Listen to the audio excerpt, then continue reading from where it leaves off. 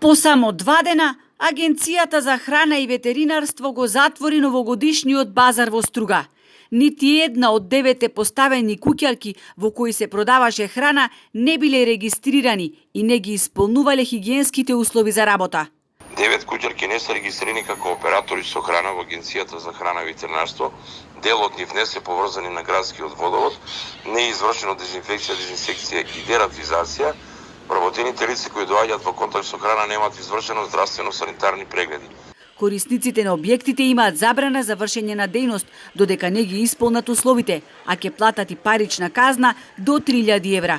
Градоначалникот воопшто не е загрижен. Според него, се одело како подмачкано. Од наша страна како општина веќе све е легитимно, целата документација е доставена и мислам дека све ќе биде во ред.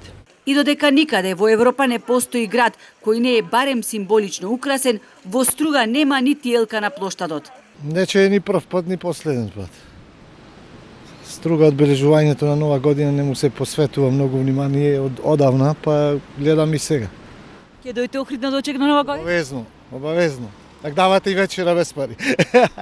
Да, сите одиме надвор на базари, меѓутоа еве кај нас во Струга ова година некој голем пропуст на новиот градоначалник.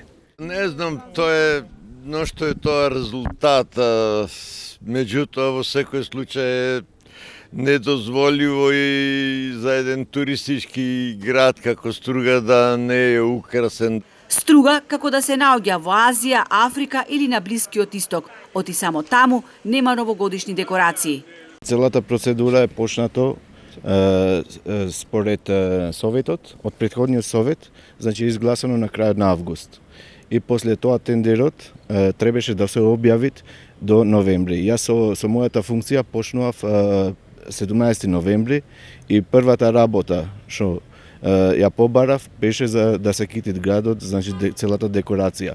Но тој документ, тоа решение од Советот фалеше. Од општината се тешат, оти имало и од лошо по лошо. Пред 4 години градот се украсувал на 27 декември. Уверуваат дека за брзо Струга ќе блесне во новогодишен сјај со реквизити за кои биле издвоени 2 милиони денари.